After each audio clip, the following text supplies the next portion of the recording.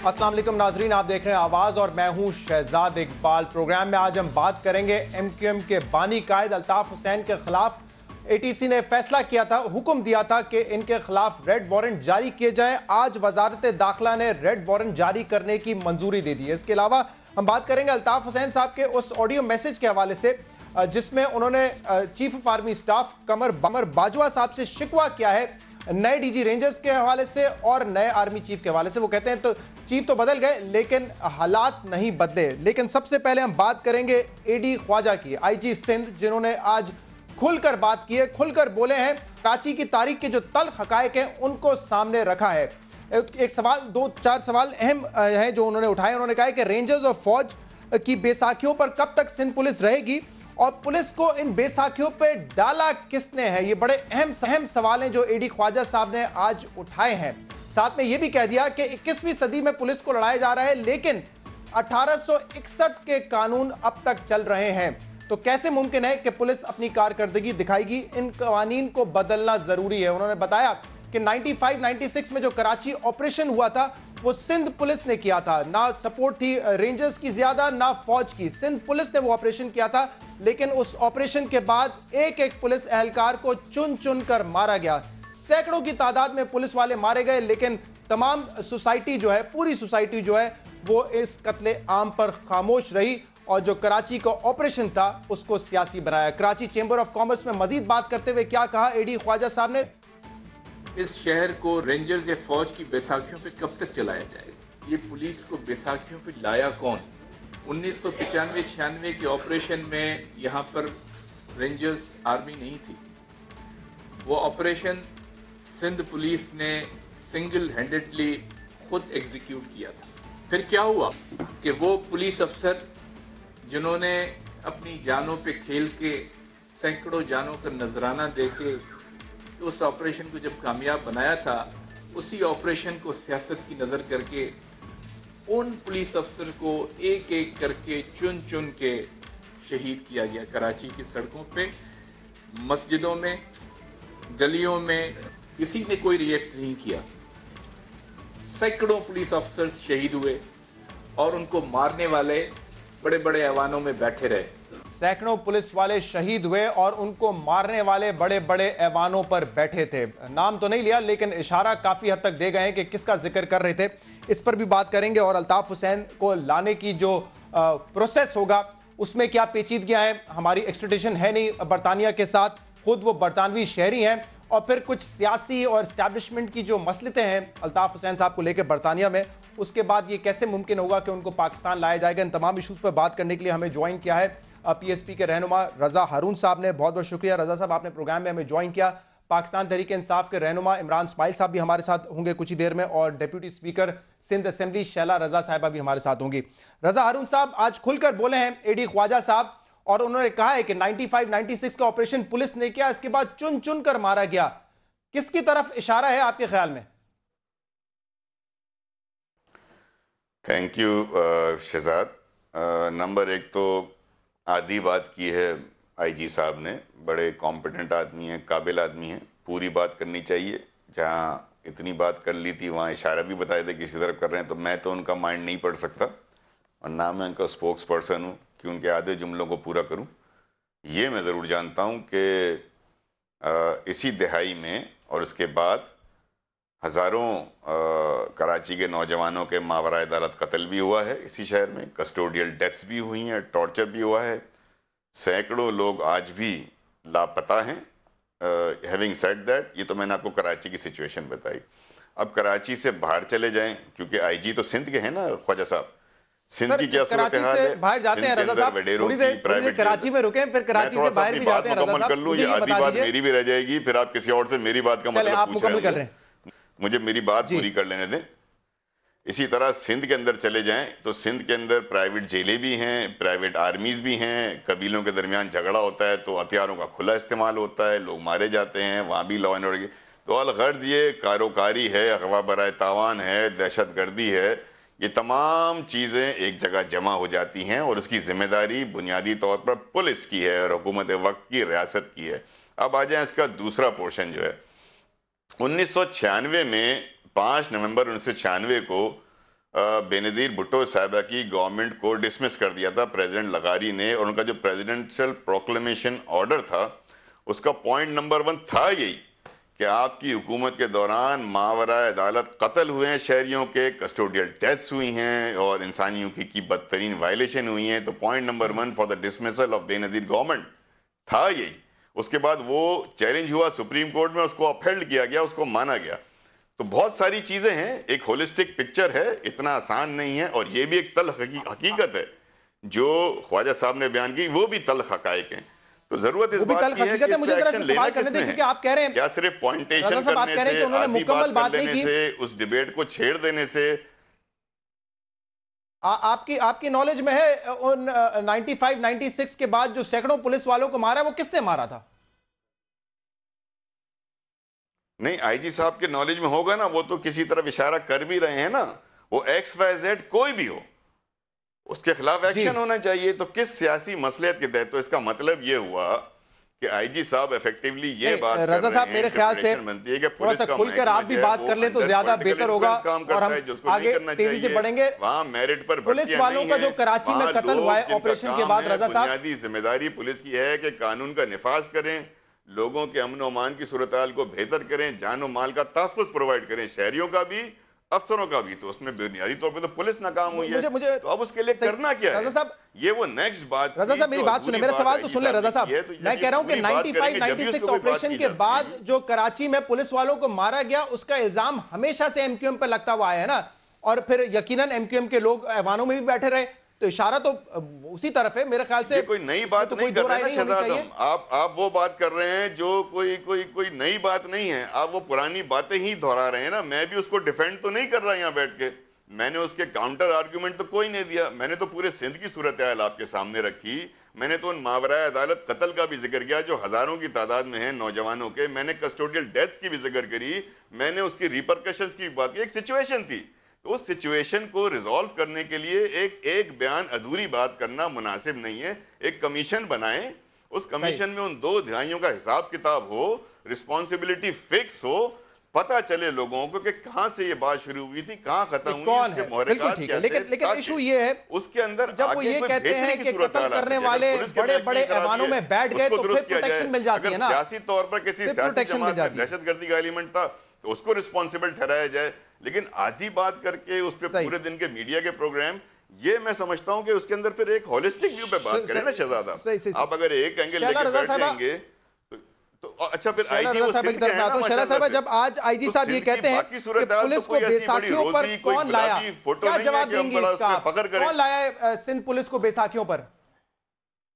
मैं तीनों बातों का जवाब दूंगी। पहली बात ये कि मेरी आवाज़ वापस आ रही। 1996 में जो टॉपल की गई थी गवर्नमेंट, वो सियासी मसाइल थे, क्योंकि उन्हीं बुनियादों पे जब नवाज शरीफ साहब की गवर्नमेंट टॉपल की गई थी, बिल्कुल वही इल्ज़ामात थे, तो उसे रेस्टोर कर दिया गया था। तो ये तो खैर एक अलग डिबेट है।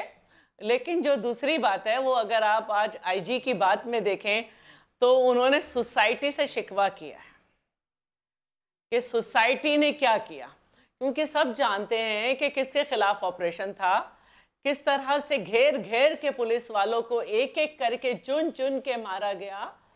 और किसके खिलाफ था शैला रजा साहिबा? आप तो खुद पार्लियामेंटेरियन है, आप हुकूमत में आप भी नाम लेने से कतराएंगी?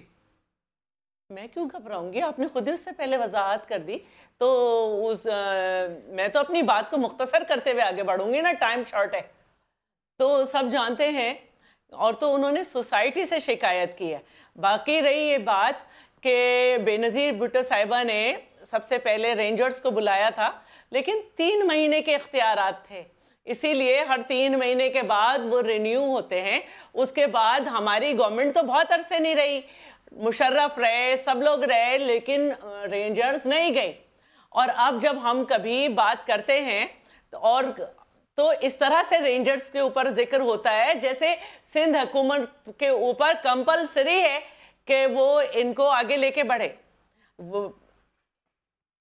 हालांकि ये प्रोविंशियल कॉन्स्टिट्यूशनल राइट है प्रोविंशियल गवर्नमेंट का कि वो किस वक्त फेडरल के इदारे को या ऑफिसर्स को बुलाती है के लिए अपनी कंडीशंस पर, अपनी टाइम ड्यूरेशन पर वो बुला सकती है। लेकिन हमारे यहाँ सिंध में जब रेंजर्स का ड्यूरेशन खत्म होता है तो ऐसे बात होती है जैसे ये कोई कंपलसरी आर्टिकल है कि सिंध में रहना चाहिए पूरे होते हैं। हमने अपनी पुलिस पे बहुत ज्यादा बात की है, हमारी पुलिस पे हमने 9 बिलियन जो उसका बजट था आज 55 बिलियन है। और हमने मैं अपनी पुलिस से कुछ भी ये भी फरमाया कि 95-96 के बाद जब पुलिस वालों को चुन चुन के मारा गया तो यकीनन उनका मोराल भी बड़ा गिरा था। हम देखते हैं, अभी मैंने ये वीडियो 2 दिन पहले फिर दिखाई थी जिसमें इशाइया था, उजैर बलोच वेलकम कर रहे थे फरियाल तालपुर को, चीफ मिनिस्टर कायम अली शाह साहब को, आपके मिनिस्टर्स को वहां पे वेलकम किया जा रहा था लियारी में। मुझे बताइए, और ये मैंने सवाल उठाया था कि जब एक पुलिस वाला ये देखेगा कि एक गैंगस्टर, एक लियारी का जाना माना गैंगस्टर वहां पे वेलकम कर रहा है चीफ मिनिस्टर को, तो उस पुलिस वाले की क्या जुर्रत होगी उसके गिरेबान पे हाथ डाले जिसके इशाइया में चीफ मिनिस्टर जाते हैं। आपने अच्छी तकरीर की, लेकिन आजकल कहां है उजैर बलोच? आपने बहुत अच्छी स्पीच की, लेकिन बाबा लाडला किसके दौर में मारा गया? आपने बहुत अच्छी स्पीच की, लेकिन रहमान डकैत किसके दौर में मारा गया? जिस रेंजर्स को आप कह रही हैं कि उसके इख्तियारात पे मीडिया हमसे सवाल करता है कि उनको इख्तियार क्यों नहीं दिया, उन्होंने ही पकड़ा, उन्होंने ही मारा। एक मिनट, रेंजर्स पुलिसिंग पे चलती है, ये मैं आपको बता दूं, रेंजर्स पुलिसिंग पे चलती है। हमें मालूम है कि हमें कितने अरसे अपने सूबे में रखना है, मैं तो एक रवैया बता रही हूँ। दूसरी बात यह कि एडी ख्वाजा या पुलिस के किसी ऑफिसर से आप बात करें, आम सिपाही से, तो वो बताएंगे कि हमने शहीदों के खानदान को कितनी इज्जत दी। आज भी जो है वो चौधरी असलम के बच्चों की फी तक अदा की। जो लोग शहीद हुए थे, हम जब आए थे तो उनका 2.5 लाख रुपए होता था, हमने उनको 20 लाख किया। हमने उनके स्कूलिंग पे तवज्जो दी, उनके हमने प्लॉट के साथ फ्लैट दिए, तो हमने तो बहुत अच्छा किया है। लेकिन आपने जो ये कहा वो वाकया बहुत दफा डिस्कस हो चुका है, वो वाकया फरियाल साहब का आपने बात की, बोले आपके ख्याल में इशारा किसकी तरफ था कि पुलिस वालों को चुन चुन के मारा और फिर तक पहुंच गए?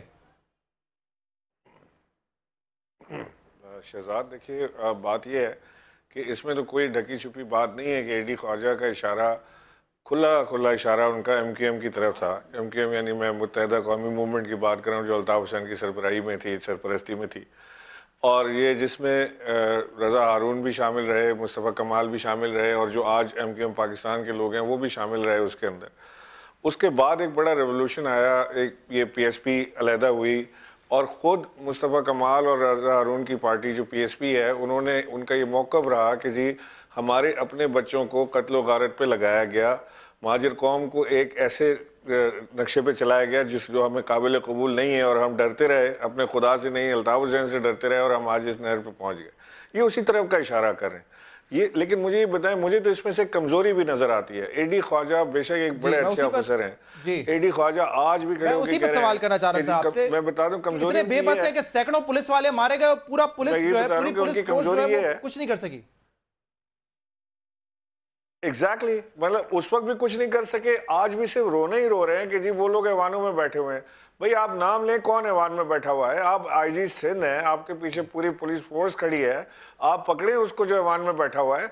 कोई आपके खिलाफ नहीं, कोई पॉलिटिकल पार्टी आपके खिलाफ नहीं खड़ी हो रही।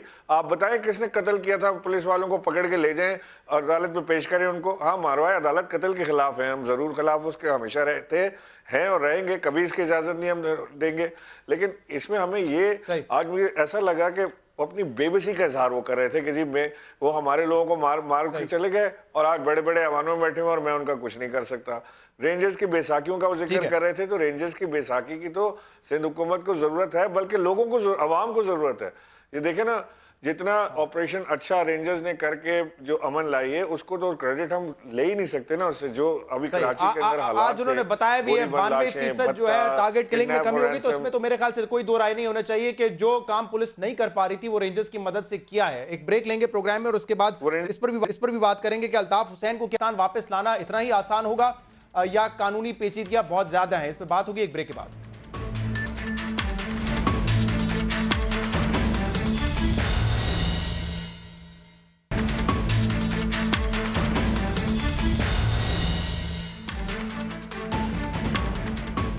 वेलकम बैक नाजरीन। 22 अगस्त को अल्ताफ हुसैन ने पाकिस्तान मुखालिफ तकरीर की और उसके बाद कई मुकदमात उन पर बने।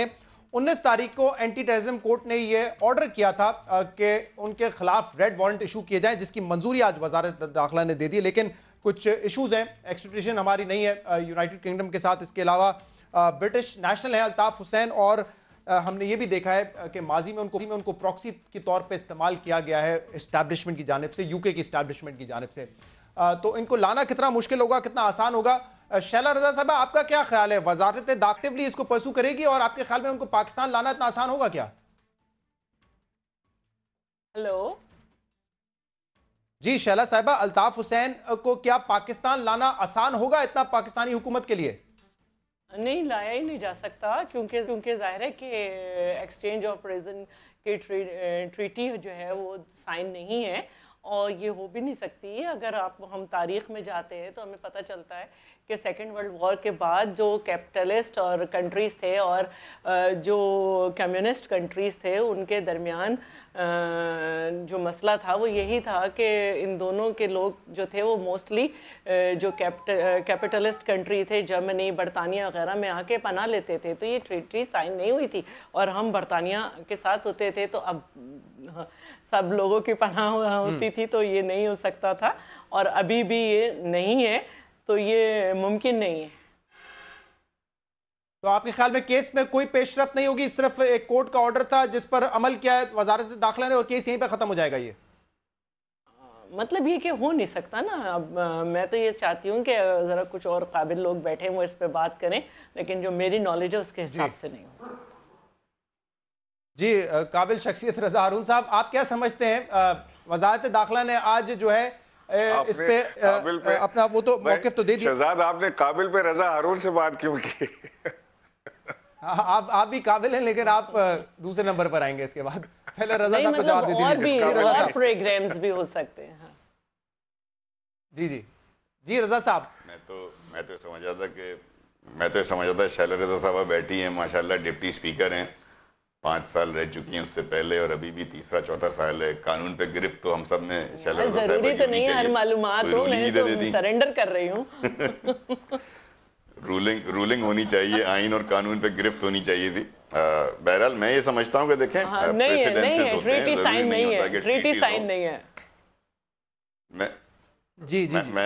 मैं वही बात कर रहा हूँ कि जरूरी नहीं होता कि ट्रीटीज हों, प्रेसिडेंसेस होते हैं, रियासत के मफाद होते हैं, और ऐसा नहीं है कि तबादले नहीं हुए हैं माजी में। उनकी भी मिसालें हमारे पास मौजूद हैं कि उसके बगैर भी तबादले होते हैं। असल बात यह है कि रियासत पाकिस्तान इस केस को हल करने में कितना संजीदा है। रेड वारंट इशू करना यकीनन एक जानिब संजीदगी का इजहार है, अब दूसरी जानिब देखना है कि उसके बाद क्या होता है। और ये बात दुरुस्त नहीं है कि वो सिर्फ बरतानवी शहरी हैं, वो पाकिस्तानी शहरी भी हैं। उन्होंने अपनी नेशनलिटी कभी सरेंडर नहीं की। अभी 2-4 साल पहले हमने असेंबली में हंगामा देखा था शनाख्ती कार्ड बनने ना बनने पे, तो यकीनन जब वो फॉर्म भरा गया और शनाख्ती कार्ड तक बात पहुंच गई, तो पाकिस्तानी तो वो हैं, ये it has to be defended, और उसको देखना पड़ेगा कि अभी किस तरह से करते हैं। जहाँ तक बात है रेड वारंट जारी करने का, तो यकीनन ये कानूनी स्टेप है और मकाफात अमल है। मकाफात अमल इस तरह है कि एक शख्स पर इतने संगीन नौयत के जराइम और दहशतगर्दी के हवाले से इल्ज़ामात हों, तो ये यकीनन ज़रूरी भी होता है। और मैं समझता हूँ कि इसके लिए पाकिस्तान की रियासत को जो भी उसके डिप्लोमेटिक चैनल्स हैं या रियासती चैनल्स हैं या मुलाकातें हैं, उसमें ट्रीटीज़ को एक तरफ रखकर प्रेसिडेंसेस ऐसे बहुत सारे कोर्ट किए जा सकते हैं जो पाकिस्तान और बरतानिया के दरमियान अदालती केसेस में ताउन हुआ है, बिल्कुल हुआ है, और इसके हवाले मौजूद हैं। ठीक है। चौधरी निसार, इमरान इस्माइल साहब, चौधरी निसार बहुत मरतबा कह चुके हैं कि हम नहीं छोड़ेंगे इस केस को, हम परसू करेंगे, पाकिस्तान के खिलाफ जिसने बात की उसको कटहरे तक पहुंचाएंगे। तमाम बातें तो वो कर चुके हैं।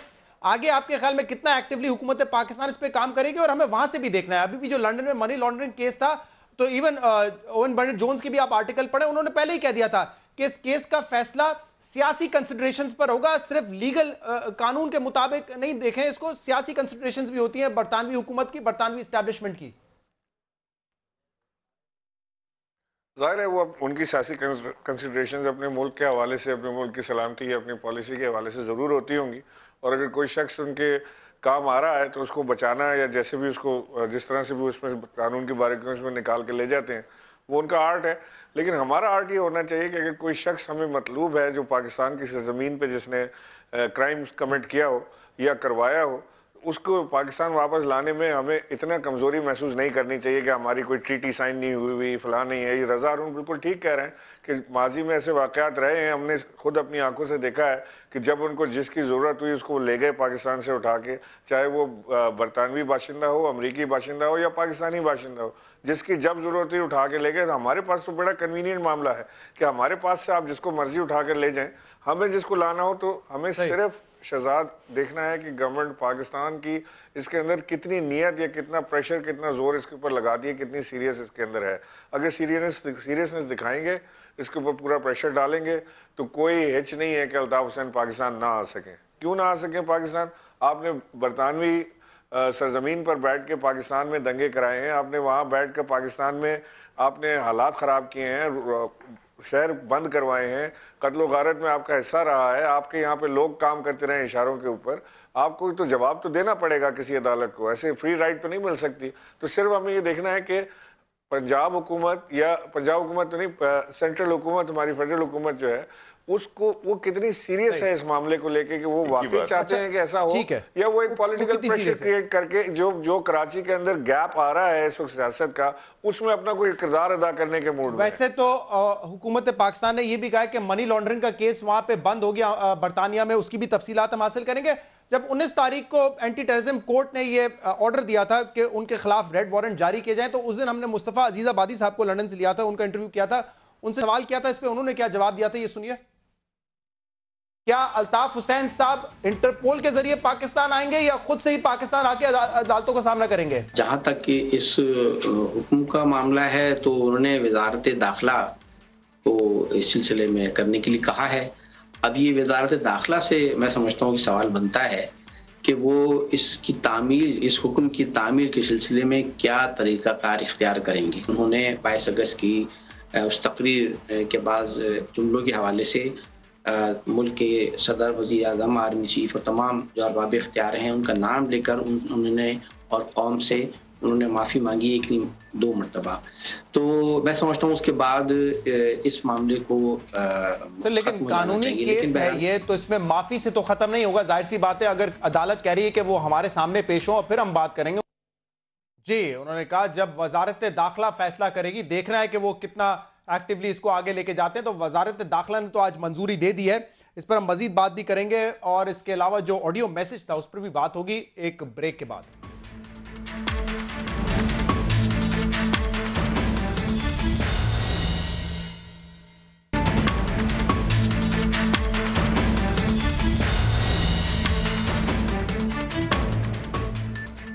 वेलकम बैक नाज़रीन। रज़ा हारून साहब, सलीम शहजाद साहब जो कि कल आए, कल गिरफ्तार कर लिए गए और उसके बाद आज उनको जो है जुडिशल रिमांड पे भी भेज दिया है। आपकी पार्टी में आ रहे हैं, एमक्यूएम पाकिस्तान में जा रहे हैं, क्या इतलात हैं?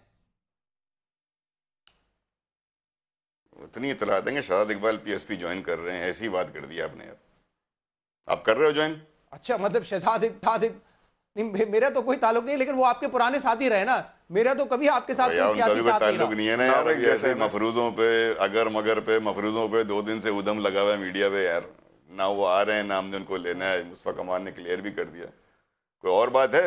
ये इंपॉर्टेंट बातें करो यार, बहुत इंपॉर्टेंट टाइम होता है। चले इंपॉर्टेंट बात कर लेते हैं, बड़ी अहम बात कर लेते हैं। कल शादी में मुलाकात हुई एमक्यूएम के लोगों से आपकी, और बड़े जबरदस्त तरीके से आपने झप्पी डाली आमिर खान साहब को। तो गले तो मिल लिए, दिल मिले कि नहीं मिले अभी? एक शादी की महफिल थी जहां हम भी इनवाइटेड थे और शायद वो लोग भी इनवाइटेड थे। गेट ब्रेक तो किसी ने नहीं किया। हम अपना खाना खा रहे थे, ये हमारी टेबल पर आए, सलाम किया, सलाम का जवाब हुआ, मुलाकात हुई, बस को इतना ही लें। इसके अंदर कोई बात बोलने की कोशिश ना करें। कोई सियासी नहीं जी, हमने उसके बाद अपना खाना जारी रखा, उन्होंने उसके बाद हमने अपना खाना जारी रखा और उन्होंने अपना मिलना मिलाना जारी रखा। आपने कहा कोई और बात करे, तो मैंने कहा उस गले मिलने के हवाले से जरा बात कर लेते जो आमिर खान साहब से मिले। अल्ताफ हुसैन साहब का वीडियो मैसेज पता नहीं आपने सुना या नहीं सुना, उसमें उन्होंने एक तो शिकवा किया है कमर बाजवा साहब से, चीफ ऑफ आर्मी स्टाफ से, और ये कहा है कि अफसरान जो है वो अभी भी हमारे एमक्यूएम के लोगों को, उनकी माओ बहनों को डराते हैं, धमकाते हैं और ये कहते हैं कि पीएसपी ज्वाइन कर लो, डॉक्टर फारूक सत्तार का ग्रुप ज्वाइन कर लो। वरना अपने बेटे की लाश उठा लो। क्या कहेंगे रजा साहब, क्या इस तरीके से शमूलियत हो रही है जो आप रोज बताते हैं, 200 लोग आ गए, 100 लोग आ गए, इस तरह शमूलियत हो रही है आपकी पार्टी में? आपको भी शाबाश है यार। सवाल पूछा है उन्होंने चीफ ऑफ आर्मी स्टाफ से, जवाब आप मुझसे मांग रहे हो। करो ना जरा फोन है एसपीआर साहब को, डीजी एसपीआर साहब को, गफूर साहब को, पूछो उनसे ये बात। मुझसे थोड़ी सवाल किया उन्होंने। मैं तो बहुत क्लियर हूं, मैं ना परसेप्शन पे, ना अजम्पशन पे, ना इस तरह की फजूल अफवाहों पे गुफ्तगू करता हूँ। नहीं, ये तो मुझसे सवाल ही नहीं पूछा यार। आपकी भी अजमत को सलाम है भाई। दोनों उन्होंने तो आपसे सवाल नहीं पूछा, सवाल मैं आपसे पूछ रहा हूं, जो आपकी पार्टी में लोग शामिल हो रहे हैं, क्या जोर जबरदस्ती धमकियां मिलने? अच्छा, आपका कोई कंफ्यूजन है? क्या आपका कोई कंफ्यूजन है तो आप, अगर शहजाद इकबाल का कंफ्यूजन है वो मैं क्लियर कर दूं। ऐसा नहीं है, ऐसा नहीं है। ठीक है, हमारे साथ लंदन से वासिद जलील साहब भी मौजूद है। वासिद, आज फैसला आया है, वजारत दाखिला ने ये कहा है, उन्होंने मंजूरी दे दी है कि अल्ताफ हुसैन के खिलाफ रेड वारंट जारी होने चाहिए। ये एटीसी ने पहले फैसला किया था। क्या अल्ताफ हुसैन साहब खुद आएंगे या उनको रेड वारंट के थ्रू, इंटरपोल के थ्रू बुलवाया जाए पाकिस्तान? 19 जून 1992 से ये ड्रामे जो हैं वो हम देखते चले आ रहे हैं। उस दौर में भी जो सियासी जमातें थी या जो मंसब संभालने वाली हुकूमतें थी वो भी थी। एक दौर था कि मुख्तलिफ और लोग भी थे जिन्होंने इस तरह की बहुत सारे वारंट्स, पता नहीं अभी जैसे चीफ मिनिस्टर इंटीरियर मिनिस्टर साहब ने जो है 13 टेराबाइट के डेटा की बात की कि वो डेटा लेके आए, जिस पर काफ़ी उनको मतलब परेशानी का भी सामना करना पड़ा। तो ऐसी बहुत सारी बातें हैं मतलब जो वो कहते चले आए, मगर आज तक तो वो पूरी नहीं होना, इंशाल्लाह कभी पूरी होंगी। देखें, ये बरतानिया हो या जितनी भी जो वेस्ट के ममालिक हैं, ये पाकिस्तान के अंदर जो पॉलिटिकल गिमिक्री होती है, जो पॉलिटिकल विक्टिमाइजेशन होती है, और बिलखुसूस जो एस्टैब्लिशमेंट पॉलिटिकल राइवल्स के साथ जो चीज़ें करते हैं, वो पूरी दुनिया के बारे में तकरीबन तमाम ही दुनिया जानती है।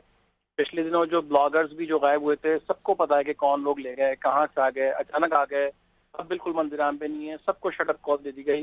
ये सारी चीज़ें जो हैं वो चलती चली आ रही हैं। तो मैं नहीं समझता कि कुछ होने जा रहा है, और बल्कि मैं तो लेकिन वासिद जलील साहब, ये फैसला जो है, ये ऑर्डर जो है, ये तो अदालत ने दिया था। अब अदालत में तो इस वक्त नवाज शरीफ साहब का भी मुकदमा चल रहा है, अदालत में तो हर किसी का मुकदमा चलता है। तो अल्ताफ हुसैन क्या पाकिस्तान की अदालतों का बिल्कुल एहतराम नहीं करते? अगर वो अपने आप को पाकिस्तानी कहते हैं, क्या अदालतों से बाला तर है? वहां पे शरीफ फैमिली का हो, नवाज शरीफ का, उनके बच्चों का मुकदमा चले, लेकिन अल्ताफ हुसैन साहब का नहीं चल सकता। अगर वो चलेगा तो आप कहेंगे इसके पीछे एस्टैब्लिशमेंट है। देखें, मतलब नाइफ तो आप भी नहीं है, आप भी बहुत अच्छी तरह चीज़ों को समझते हैं, और अल्ताफ भाई पाकिस्तानी हैं, और मुझे या किसी और से किसी की सर्टिफिकेट की जरूरत नहीं है। अल्ताफ भाई ने कोई ऐसा गुनाह कमिट नहीं किया कि जिसकी बुनियाद पे उनको बेजा, मैं समझता हूँ, कोई सवालात का जो जवाब देना होगा। और तकरीबन मैंने आपसे जिस तरह शुरू में कहा कि 19 जून 1992 से ये सब पॉलिटिकल गिमिक्री हम देखते चले आ रहे हैं। तो ऐसा कुछ भी नहीं है। पाकिस्तान के इस वक्त रियल इशूज को एड्रेस होने की जरूरत है। जो इंटीरियर मिनिस्टर साहब हैं वो अपनी पॉलिटिकल विक्टिमाइजेशन या पॉलिटिकल बाइसेस से जो है वो बाहर आए। मेरे ख्याल से पाकिस्तान मुस्लिम लीग नवाज को किसी दुश्मन की जरूरत नहीं है। जो उनकी सफ में जो है वो चौधरी निसार साहब की शक्ल में मौजूद है। जलील साहब, मैं एक दफा फिर कहूंगा, उनको कई मर्तबा अदालत ने बुलाया, अदालत ने कहा आप आके अपना मौकिफ दें, वो पेश नहीं हुए। उसके बाद उन्होंने ये हुक्म जारी किया कि रेड वारंट इशू किया जाए। तो अदालत में आके अगर उनके ऊपर कोई केस है, जैसे किसी भी पाकिस्तानी शहरी के ऊपर होता है, तो अदालत में पेश होकर फिर अपनी सफाई दे दें। अदालतों का हम एहतराम करते हैं जी, अदालतों का एहतराम करते हैं जी, बिल्कुल। अगर पाक इतनी मतलब फ्रीडम ऑफ स्पीच है तो पहले कायदा एक अल्ताफ भाई की जो स्पीच पे जो पाबंदी लगाई हुई है, पहले उसको हटा दें, और उसके बाद फिर देखते हैं कि आगे जाके क्या सूरत हाल होगी। और अल्ताफ भाई को कोई किसी किस्म की घबराहट नहीं है, हर बात का जवाब देने के लिए तैयार है, मगर इस अंदाज में कि जहाँ पर सिर्फ विक्टिमाइजेशन हो। पाकिस्तान को इस वक्त जो दरपेश मसाइल हैं उससे बाहर निकालने, पाकिस्तान को जो सब चीज़ों की जरूरत है कि जहाँ इकोनॉमी को बेहतर करना है, पाकिस्तान से रेडिकलाइजेशन का खात्मा है, उस पे वो अपनी जगह पे हो रहे हैं, बिल्कुल हो रहे हैं। ऐसा नहीं है कि सिर्फ पूरा मुल्क अल्ताफ हुसैन साहब की तरफ अपनी एनर्जीज वक्फ कर रहा है, ऐसा नहीं है। वो काम भी अपनी जगह हो रहा है। मैं इमरान इस्माइल साहब से ले लूं इस पॉइंट ऑफ व्यू पहले। जी जी, इमरान इस्माइल साहब, ये आपके ख्याल में जो हो रहा है इस वक्त, ये पॉलिटिकल विक्टिमाइजेशन हो रही है? कतई पॉलिटिकल विक्टिमाइजेशन नहीं हो रही। ये वासिद जलील भी अच्छी तरह जानते हैं कि अल्ताफ हुसैन साहब ने पाकिस्तान के खिलाफ नारा लगाया। ये आप भी अच्छी तरह जानते हैं कि उनकी जो स्पीचेस थी वो ऐसी हो गई थी कि आप अपनी माँ बहन बेटियों के साथ बैठ के नहीं देख सकते, टीवी पे नहीं टेलीकास्ट की जा सकती। और ये हम भी अच्छी तरह जानते हैं कि पाकिस्तान के अंदर जितना, खास तौर से कराची के अंदर जितनी मुत्तहदा की हुकूमत रही, उस हुकूमत के अंदर कराची को क्या क्या तोहफे मिले, लाशें मिली, भत्ता मिला, हमें किडनैप फॉर रैंसम मिला, बोरियां मिली, बोरी बंद लाशें मिली, ये सारी चीज़ें तो मौजूद हैं। अब आपको किसी को तो इसको फेस करना पड़ेगा। आप कराची के जिम्मेदार बने रहे 30 साल, आप कहते रहे कि जी कराची के हम जिम्मेदार हैं, कराची में पत्ता भी आपकी इजाजत के बगैर नहीं हिलता था। फिर ये सारा जो लेकिन कुछ अगर वो तारीख की बात करते हैं, कहते हैं तारीख में हमने देखा है कि सियासी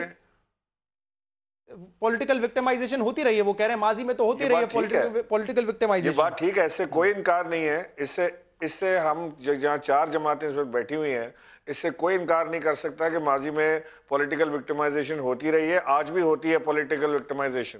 लेकिन क्या इससे कोई इनकार कर सकता है कि ये जो मैं आपसे बातें की हैं इसमें से कोई बात गलत है? क्या अल्ताफ हुसैन ने पाकिस्तान के मुखालिफ नारा नहीं लगाया? क्या अल्ताफ हुसैन ने रॉ से मदद नहीं मांगी? क्या अल्ताफ हुसैन पाकिस्तान मुखालिफ बातें नहीं करते रहे? इससे क्या इनकार है? इसे मुझे बताएं। कोई मैं इल्जाम तो नहीं लगा रहा। वासे साहब, अल्ताफ हुसैन तो खुद अपने बयान पर माफी मांग चुके हैं। इसका मतलब वो एतराफ कर चुके हैं कि जो उन्होंने किया वो गलत किया। अब माफी एक अपनी जगह रही, वो लोगों के ऊपर है कि उनको माफ करें या ना करें, लेकिन एक अदालती कार्रवाई वो अपनी जगह पर। अगर वो खुद कहते हैं कि हाँ मुझसे गलती भी, मैं माफी मांगता हूं, तो फिर वो कानूनी कार्रवाई का भी तो सामना करें ना। देखें शहजाद, आप जो बात कह रहे हैं ना, अभी जो जैसे इमरान इस्माइल साहब ने बात की, वो तो बरी जिम्मा हो जाते हैं, कह के अपने बारे में, अपने लीडरशिप के बारे में नहीं बताते कि उनकी लीडरशिप के बारे में उनका क्या बैकग्राउंड है। वो आके जो है वो जर्नलों के बारे में क्या कह के चले जाएं, वो तमाम चीज़ों कोई नहीं पूछता। 62-63 के ऊपर जो अमीन और साजिश की बात होती है, वो उनकी जो टायरा वाइट जो उनकी साहबजादी ने, कभी उनके बारे में भी कुछ बता दिया ना। दूसरों के ऊपर कीचड़ उछालना तो उनको बहुत अच्छा आता है। बात यह है कि 22 अगस्त की जो स्पीच है, कायदे अल्ताफ भाई ने जो है उसके ऊपर बड़े वाज़े तौर पर जो है ना सिर्फ उस पर माफी मांगी, और उसमें ये चीज भी बताई कि जाहिर बात है कि वो फर्ते जज्बात थे, और मैं अपना नाम तब्दील करने के लिए तैयार हूँ। पाकिस्तान की सियासी जमातें, उसमें पीटीआई भी अपने आप को शामिल कर ले, जो विक्टिमाइजेशन एमक्यूएम के साथ हुई है, जो टॉर्चर एमक्यूएम बर्दाश्त करती है, जो उसके साथ जो मेल ट्रीटमेंट होता है वो बर्दाश्त करके दिखा दें, और अगर अपना नाम ना तब्दील कर दें तो फिर मेरा नाम आज आपने, अगर वासे जलील साहब, नंबर 2 ये है, एक सेकंड, आज अगर आपने ईडी ख्वाजा साहब आईजी सिंध का उनका खिताब सुना हो, तो उसमें उन्होंने कहा 95-96 में जो ऑपरेशन हुआ, चुन चुन के पुलिस एहलकारों को शहीद किया गया, और जिन लोगों ने शहीद किया वो आज बड़े ऐवानों में बैठे हुए हैं। इशारा किसकी तरफ है? मेरे ख्याल से आप अच्छी तरह जानते हैं, हमेशा पुलिस वालों को जो मारा गया 90s में, उसका इल्जाम एमक्यूएम पर ही आया है।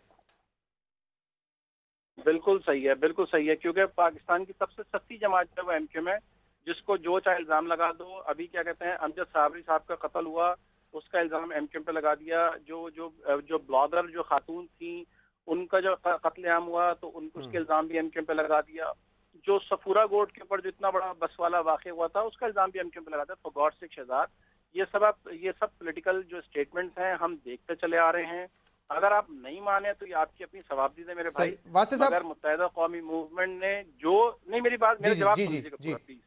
मुत्तहिदा कौमी मूवमेंट ने, जो मुत्तहिदा कौमी मूवमेंट के रैंक एंड फाइल में जो लोग आ गए, जब उनको हटाया, उनको निकाला, तो उनको किसी न किसी के शेल्टर में, किसी को पीएसपी में लेके आ गए, किसी को doctor Farooq Sattar and company की शेल्टर में। मैं इसी पे बात करना चाह रहा हूँ वासे साहब। 92 में जो एमक्यूएम में दाखिल हुए थे, एक अगर आप मेरा सवाल सुने इसी हवाले से, वासे साहब एक सेकंड, मैं आता हूं इमरान साहब। वासे साहब, ये जो अल्ताफ हुसैन साहब का वीडियो मैसेज था सोशल मीडिया पर, पहले तो मैं, क्योंकि उन्होंने कहा कि डीजी आईएसआई चेंज हो गए, डीजी रेंजर्स चेंज हो गए, लेकिन हालात वैसे के वैसे ही, ये शिकवा उन्होंने आर्मी चीफ से किया है। पहले तो बता दें, इस बयान पे खड़े रहेंगे या ये भी वापस ले लेंगे बयान के नहीं जज्बात में दे दिया था? नहीं, क्यों मतलब बड़ी लॉजिकल गुफ्तगू की अल्ताफ ने, और अल्ताफ के बयान में कोई गुस्सा नहीं है। लेकिन जो है वो कोई ये बात आप कह रहे हैं कि लॉजिकल है कि जो अफसरान है, ब्रिगेडियर लेवल के, कर्नल लेवल के, वो इस वक्त एमक्यूएम के लोगों को मार पीट कर कहते हैं कि पीएसपी में जाओ या डॉक्टर फारूक सत्तार को जाके ज्वाइन करो। क्या हो गया शहजाद आपको? क्या कहते हैं, पिछले साल आफ्ताब अहमद को जो ऊपर जो टॉर्चर किया था, जिसके ऊपर आर्मी चीफ, जो उस वक्त मौजूदा आर्मी चीफ थे उस दौर के, राहिल शरीफ साहब आए और उन्होंने कहा कि जो रेंजर्स के अफराद उसमें मुर्तकिब हैं, उनके ऊपर जो है वो जस्टिस दिया जाएगा। वो क्या है जस्टिस? यहाँ चीजें ऑन रिकॉर्ड हैं। एमक्यूएम ने देखें, मुझे समझ नहीं आता, आईजी सिंध एक बात कहें, आप कहें इल्जाम हमेशा हम पे लग जाता है, आपके पास भी इन बातों का कोई सबूत नहीं। अभी रजा हारून साहब इसको कह के गए सरासर झूठ है, ऐसा कोई नहीं, जो आ रहा है अपनी मर्जी से आ रहा है। देखें, मुझे किस बात की परेशानी है कि मतलब मुझे झूठ बोलने की, मैं तो वो चीजें बोल रहा हूँ जो आंखों के सामने हो रही है, ठीक है।